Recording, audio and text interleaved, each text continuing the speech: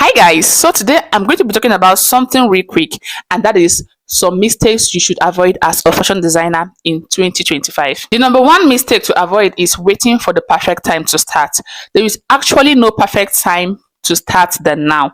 If you're waiting to get a shop before you go ahead to start your brand, you are wasting your time. If you are waiting to get an industrial machine before you go ahead to start your brand, you are wasting your time. There is actually no perfect time to start than now. There is actually no perfect equipment to start with than what you have now, and there is perfectly no place to start than where you are. If you don't have a shop, you can start from home. Just start from where you are, and as you grow, you keep getting the other things you want as a fashion designer.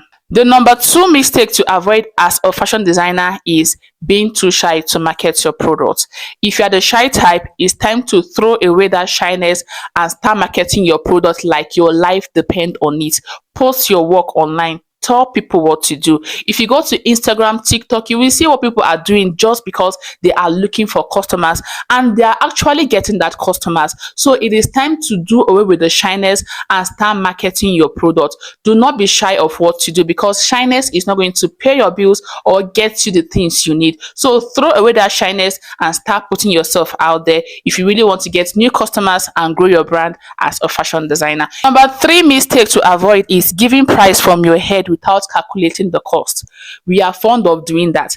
After making the dress, you discover that you don't have anything left as your profit. So you need to learn to sit down, tell your client to give you time, calculate the cost of the product. If you don't know the price of some things, ask them to wait, go to the market, confirm the price before giving them the price, because the prices of things keep changing in the market. Do not give your price from your head, because if you do that, you will end up running at a loss. If you have been doing this as a fashion designer, this is the time for you to stop doing that and start calculating your costs before you go ahead to give a customer the price for the dress you are going to be making for them. The number four mistake to avoid is procrastinating your upgrade practice.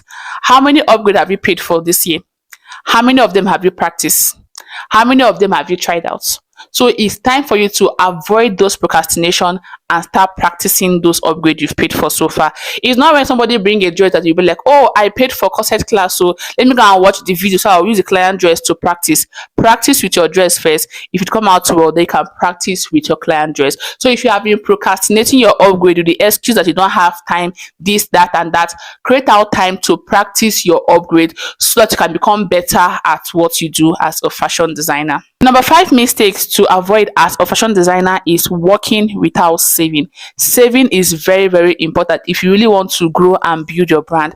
Vicky James says one of the money she used in upgrading herself was the money she got from her contribution she normally does. So if you're a fashion designer, you need to learn how to save. If you cannot save individually, look for cooperative and save with them so that you can have something for rainy days. Don't just make dresses and use the profit. There should be cash flow. There should always be money in your hand as a fashion designer.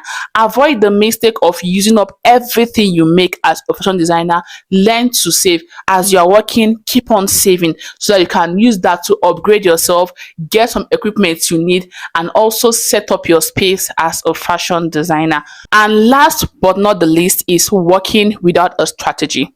What do you want as a fashion designer? Where do you want to be in the next 5 years? Do you want to remain where you are, or you want to change level to another level? So you need to work with a strategy. If you have a strategy in mind, it is going to help you to improve yourself and work towards achieving that goal you have set for yourself. So guys, these are some of the mistakes you should avoid as a fashion designer.